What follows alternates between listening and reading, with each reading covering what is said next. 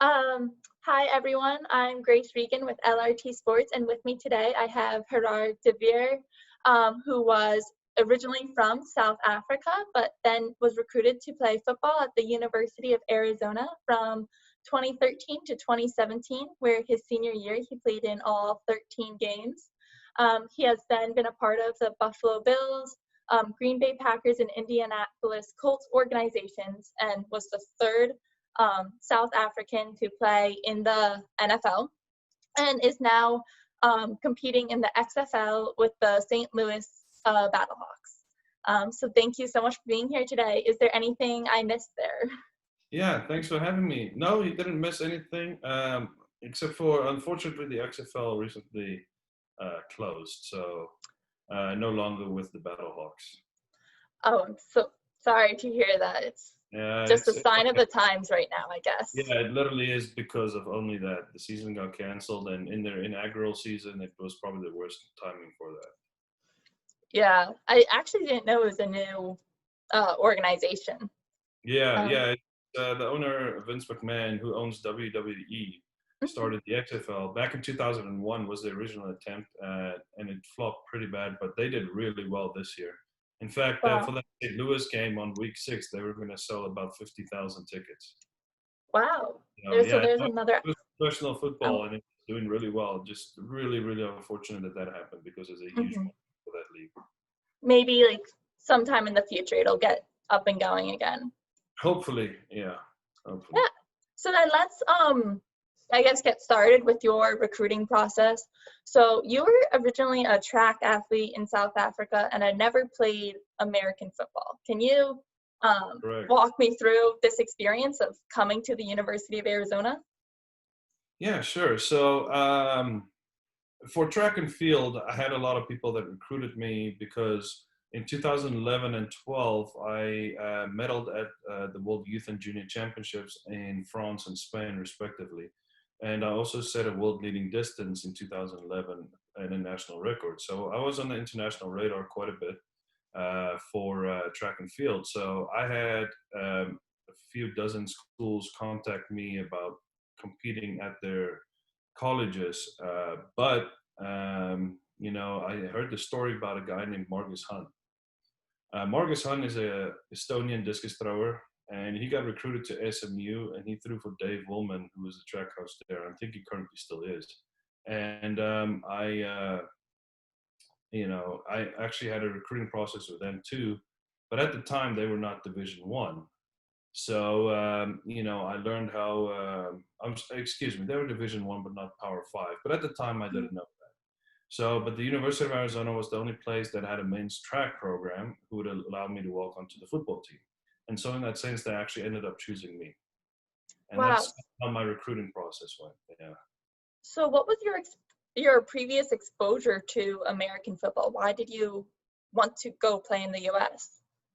Mostly because of Marcus Hunt's story. I was intrigued by it.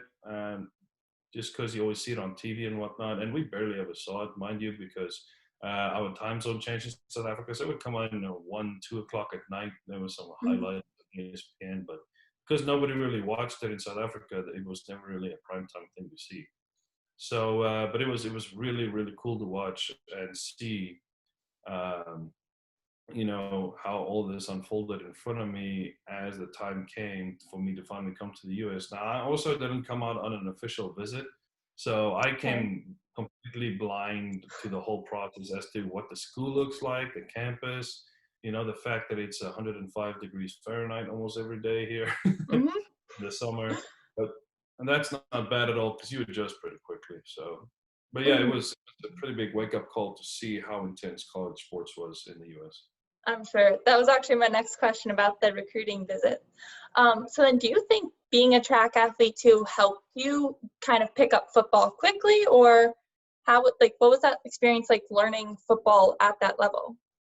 Yeah, I think track definitely helped me, but sports in general. And the one thing that I believe helped me more was the fact that I played rugby growing up.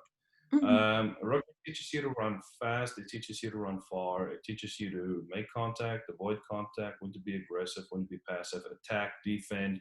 throw a ball, catch a ball, hold your defensive front, take care of your guy, etc., etc. So it taught me all these different things that I never thought I could learn in um, elsewhere in any sport collectively like that, because football is so isolated.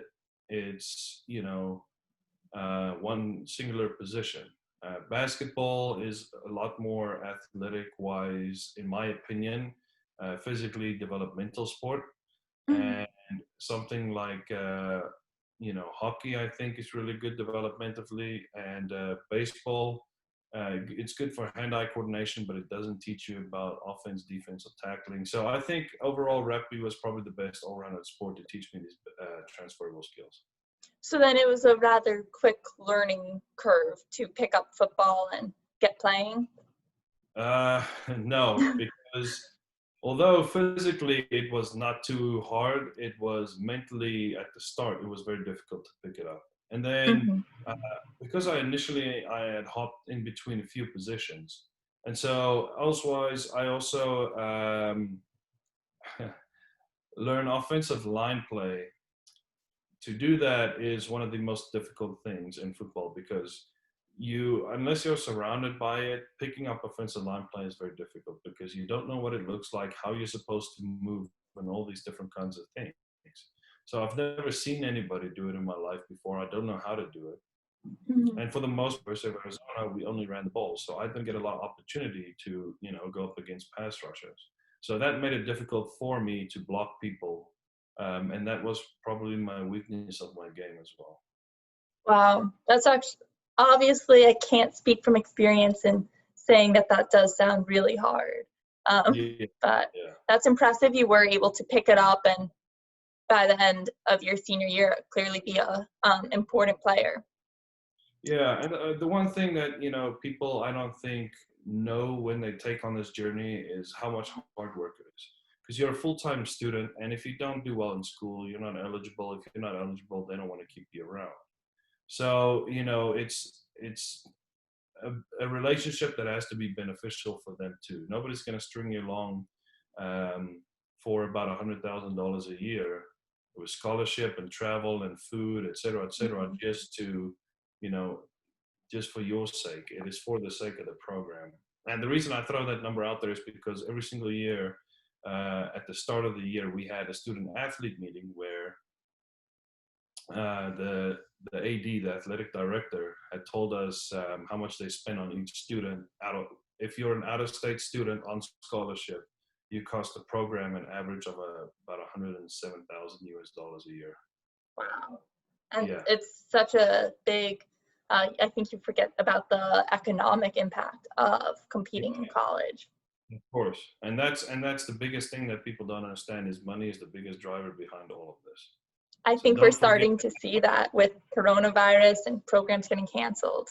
Oh yeah, as much as people talk about a family and we're going to recruit you and you're going to be part of our family, you're only part of the family as long as you're beneficial to them. So I would just like to warn people about that too.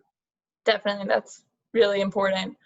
So you mentioned academics. Was that a deciding factor in competing in the U.S. or where you were going to Uh, compete? I think the fact that I have a U.S. degree behind my name, if I did want to go internationally back to South Africa, maybe anywhere around the world, that'll count for a lot. For Hmm. some reason, the the fact that American degrees have such a huge impact around the world is actually pretty impressive to me. And Yeah. you say that I have a degree behind my name, first of all. I got that degree for free, second of all. Well, it wasn't free, but it took a lot of hard work. Um, but monetarily wise, it didn't cost me anything. Hmm. And you can take that with you for the rest of your life. Plus all the memories that you made, it was 100% worth it. Definitely, and that's great to hear. So then coming from South Africa, did a lot of students from your high school go to school in the US? Did they compete athletically in the US? Yeah, actually, so unprecedented, but we had in that World Youth Championship I had mentioned, we had four guys go on that trip to the World Youth Championships. Four Wow. athletes who were really, really good in their Hmm. respective fields. One guy was fifth, one guy won, I was Oh, third, and the other guy unfortunately fell out in the semifinals in the 400 meters. But all really, really good track and field guys. And one guy went to Texas Longhorns. The other guy went to a school in New Orleans. It wasn't LSU. It was about an hour away from LSU, I think. Smaller D1 school. And then the other guy came over to the US a little later. He didn't stay very long. He went back home and studied there and continued there.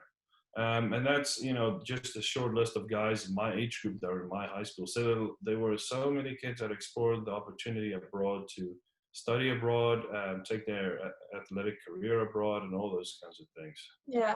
That's great that you had them, if not paving the way for you, but kind of as a resource. Yeah, and it was nice to have some friends who understood what you were going through, because nobody can really describe what it's like to try to integrate a culture. It's really difficult because I can't come over here and expect people to, act and understand by South African standards and morals, because that's not quite how that works. You have to adapt to whatever place you're going to. Yeah, which is a perfect segue to my next question. What was your experience adapting to a new culture, in athletically, socially, anything else? Athletically was probably the easiest part, because all you had to do was compete hard, work hard, and for the most part, you're integrated. So Mhm. socially was the hardest part by far, and it's just because I didn't understand how people think and process, and some things might have been offensive that I don't even know I did, just because I don't understand, and that's nobody's fault.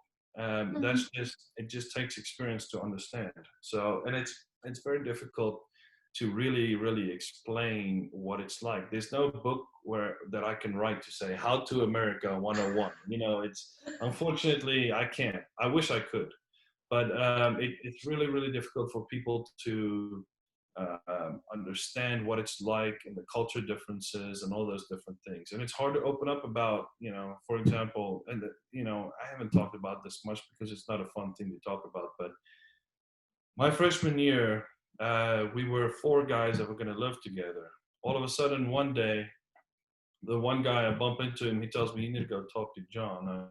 John was my freshman year roommate in the college dorm. And I'm like, "Why?" He's like, "Just go talk to John." I'm like, "Okay, why don't you just tell me what's going on?" He's like, "Just go talk to John." I'm like, "Why?" So whatever, I eventually just leave it and I leave. And then John's like, "Yeah, well, they signed the lease elsewhere. It's only three people. I'd like to live with you and them. I don't know what to do at this point." I'm like, "Why didn't he just tell me?" I never understood why and to me it was like, well, if you can't tell me to my face what the issue is, then I don't even want to stay at the same place as you. So those are like some of the cultural difference things, like that I really had issues understanding why that occurred in the first place. And Yeah. so that's a very personal thing to open up about too, because it's in a big form of rejection as to, we don't want you around us, which didn't bother me much because I just wanted to understand really why the issue was there rather than being offended by the whole thing, because I really couldn't care less. But Yeah. just that's just an example of integrating the culture and how difficult that was. Mhm. It's definitely not an easy road by any means. I mean, I've lived No, here my whole life, and I can't even tell you exactly the norms of American culture or anything. no, and you can generalize certain things, but you go to the northeastern part where you are in New York, or Mhm. you can go to the South, what they call Yeah. South of America, versus the East Coast versus the West Coast. They're all different. The way Mhm. people talk are different. The way people act are different. The way people, um, talk about materialism and what's important in life is different. It's just the rat race that people run up in New York is different than the material one that people run in California, is different than the small town habits that people have in Texas. It's just so different, and it's Yeah. those cultures in and of itself is completely off from what we have back in South Africa. Never mind, they're all different here. So it, Definitely. yeah, it's very, very difficult. So, and what's one thing that, I mean, you've already given us a few things, but what's like one thing in particular that you learned once coming to the US about the culture, anything at school that you wish you knew before? Things that I wish I knew before. That's a pretty good question. it, I would say there's quite a lot of things I wish I knew before, but if I did, then I wouldn't have developed into the person that I am, because those experiences shape and form you and give you um, a realization of how things work around you, and you can mold yourself into whatever you want at that point. The one thing that makes America really cool is how they value individualism. Mm-hmm. And everybody is entitled to their own opinion, but it also creates a big issue because nobody wants to be part of collectivism. So now nobody wants to be a group, which, for example, this whole COVID saga, nobody wants to collectively do something, to make sure that the rates don't keep spiking up as they do right now. So, so my grandpa used to say, "Wish in the one hand, spit in the other one, and see which one weighs the heaviest." It's like an impossible choice, really. So, but the Definitely. one thing, what I was saying is how cool they value collective individualism, and how it's completely okay to be just yourself and who you want to be. And it took me a while to figure that out, because I was trying so hard to understand this culture and trying to fit in. And eventually I just said, for what reason? And at that point, when I started just stop caring about what people's opinions were and started caring about, am I okay with who I am and who I've become? That's when I, first of all, became a lot happier. And secondly, I also um, didn't care what other people said, because it mattered more. Am I doing the right thing? Am I treating people right? And if they misconstrue, what's the word I'm looking for? Misconstrued. There we go. They Mm-hmm. misconstrued my intentions. That's not my fault necessarily, because of the way I approach it or whatever. So that, and the other thing I wish I probably knew before I came was, just what I was getting into. And some knowledge and background on American sports, talking about what a Power Five school is, what they are not, what is the difference between Division One, Two, and Three, what is Division One, what is Division One AA, all these different things that nobody ever told me. And Definitely. you can recruit a South African kid being a Division Two school, selling them dreams because they don't know any better. You know what I mean? So Mm-hmm. yeah, and that is difficult. The one thing I wish I had was a little bit more resources. Yeah, I completely agree. So based off of that, what resources did you have access to? Um, yeah. It was extremely limited. The resources I had access to was what the coaches told me. And so I had to make an informed choice based off of what coaches told me, not based off what necessarily would be the best opportunity for me. So if you were better at recruiting, you were probably better at getting to me. So, Mm-hmm. you know what I mean? And it's probably the same for so many other kids, I because they're agree. not necessarily going to good coaches, they're just going to good salesmen. And that is the huge difference between a good program versus a good recruiter. That is such an important differentiation to make, and I think that's definitely a common misperception in the whole recruiting process. So Yeah. then, like looking back, if you wish you just had more information on resources about what is what even like. Yeah. Well, I'm happy where I ended up. I met my Mm-hmm. wife here. So very happy with her, and and I'm very happy with the experience I had here at the University of Arizona, and how much they still support me post grad. And that to me is one of the biggest standouts, because when I don't mean anything to them anymore, Mm-hmm. to contribute to the program, they still mean something to me by having an influence in my life and helping me out with different things. So I think that was Wow. really cool to see how that developed in front of me, and how I'm still able to go into the weight room and work out there. Not right now with everything going on, but Mm-hmm. when I started my pro career in the off season, I was able to go there and work out there and have no issues. In fact, the strength staff helped me out with different, like, hey, um, do you want to do this? Do you want to do that? My strength coach from football, I still text with him back and forth. We still talk. He said, just let me know when you want a GPP, a general physical preparation program. and I can help you out with that. So I mean, it's just tremendous the resources they had and they still are providing, which is awesome. That's great. It really makes you like look at the whole college recruiting process and recognize that's not just for the 4, 5, however many years you're there, but really it's a lifetime relationship, or a good recruiting process would lead to that. Definitely. So it definitely does sound like you ended up at the right place, but if you could go through the recruiting process again, is there anything you would change? Um, I would have to say no, just because I ended up at the right place. But you know, if I just had some information about what I was getting into, that would have been nice. You know, and the other thing that I think is a crappy rule that the NCAA has is you can only spend 48 hours in one place to be recruited. You know, for your official visit, which to Mhm. me sucks because it takes me about 24 hours to get here. The time change is about 9 hours. Then you literally have 2 days to be on your quote unquote official visit. Then I have to leave, either go to another school at that time or I have to go back to South Africa, which is a Yeah, 5 day trip. Mind you, you're traveling so far in 5 days across the country, across the world, just to get back there to see what it was like for 2 days. So that that is, is an intense week. yeah. So and that's why I never did it, because I had the African Junior Championships coming up right when that was about to occur. So Yeah, I skipped my official visit. hopefully that's something that can maybe be changed in the future, or at least have different accommodations for people who do have to travel like that. Yeah, of course. And you know, the NCAA, they're very valuable because they protect the athletes, Hmm. but they're also very invaluable when they have all these restrictions. Yeah, definitely. So then, speaking of, that's definitely one obstacle almost you faced, but were there any other obstacles you faced before competing in the US? And that could even Yes. be like So tests or visas.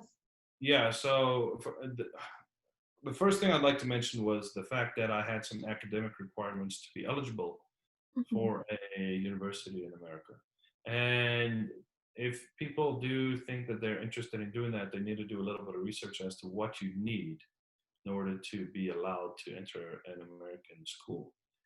Because you need some form of science, some form of math, some form of, I don't even remember, this was 7 years ago for me. So, but there are so many different requirements academically. Then the SAT you need to take, which is pretty much a standard test to go to New Zealand. I think they have the same thing. So yeah, it's a standard test that you take on language, which is the most impossible English of my life.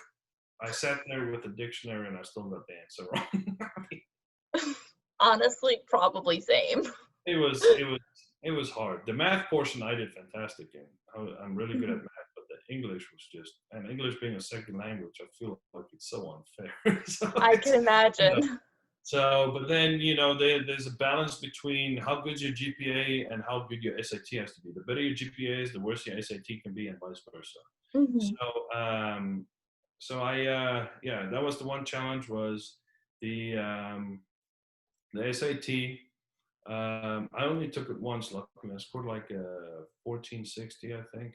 I don't remember. And then It the got you to other where one you was, are. huh? It got you to where you are, so it doesn't Yeah, matter. so what's it matter? And then the other important part was the visa process. That was difficult just because of the time constraint that it was in. I decided very late in the year that I was going to join and come over to the US and say, yeah, okay, because I competed in South Africa first, and the only people that was at the national championship for the track and field were people's parents. It was kind of sad. Versus you go over to Oregon, Tracktown, USA, that place is sold out. You can't move, which is Yeah. awesome. So just to be in that kind of environment, really fun. And especially going to big football school, I'm sure you got that environment too there. Like, Oh can't yeah, I mean, imagine. speaking of Oregon, it was the loudest stadium I've ever played in. We could not hear our quarterback. Wow, that's crazy.